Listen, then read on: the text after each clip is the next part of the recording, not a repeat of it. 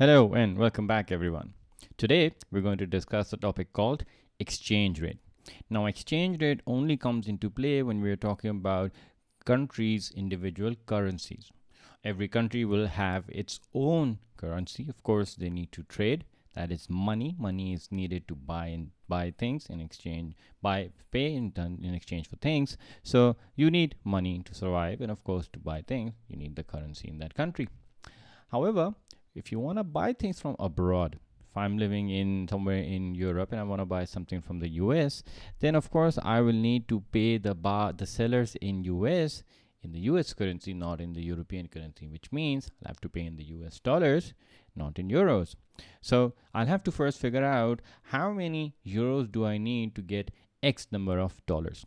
That's what the exchange rate will tell us. That how much of one currency do you give up in order to gain X amount of currency of another country. That is what exchange rate is.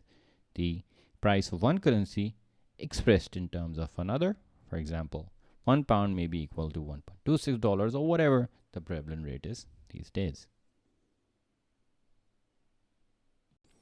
Now, this is something you guys would have commonly come across when you travel abroad. Of course, when you need currency of another country where you're traveling to, you would go to your local money changer, and that's where you will see this little table up on the wall where they would tell you how much a US dollar would cost and how much of your own currency you would have to give up. Similarly for euros, pound, and Japanese yen. So this is something that's familiar to us whenever we travel abroad, and we also know that in order to buy things over there, we'll have to pay in that country's home currency.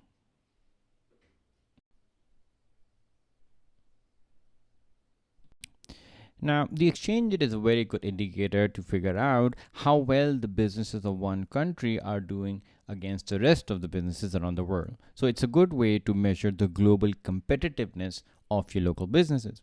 And we can figure that out by looking at the movement of the exchange rate.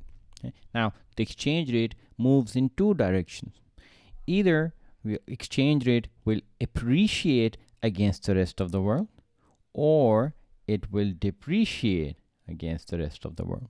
So those are the two situations that we need to look at in more detail. That what happens when the currency depreciates against the rest of the world or against any one particular currency, or what happens when the currency appreciates against the rest of the world or against one currency.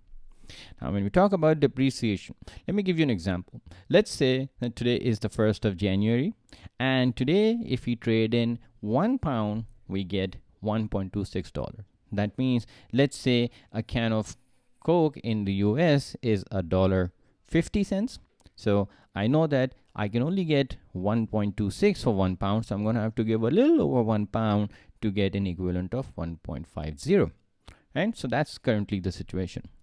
Now, if a month later I find out that the £1 that I was giving up is now worth $1, then my currency is depreciated, because now when I pay my £1, I only get $1. Then I'll have to put in half a pound more in order to get $1.50.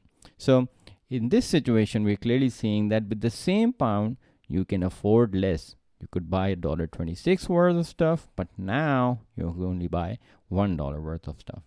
That is the currency depreciation. Depreciation, on the other hand, is different. Here again, we start with the situation where the 1st of January, you have a pound and you can get $1.26 for it. On the 1st of February, the pound has actually done quite well, and it is now equivalent to $1.50. Now, if I know that a can of Coke is $1.50 in US, then I only pay £1, and equivalently, I would get that $1.50 or a can of Coke. So I know now that I only need to pay the £1 for that amount. So my currency, if I was in the UK, has appreciated, because now I can buy more. Initially, a month earlier, I could only buy stuff worth $1.26. But now with the same money, I buy stuff for $1.50. That is called currency appreciation. Now, why are we looking at these situations? These situations are important when countries' businesses are involved in the imports and exports of goods and services. And that's critical. This concept of exchange rate will only be applicable if a business is participating in import or export of products. So let's look at both of these situations individually in a little more detail now and figure out what kind of businesses suffer as a result of appreciation or depreciation and which businesses benefit from it.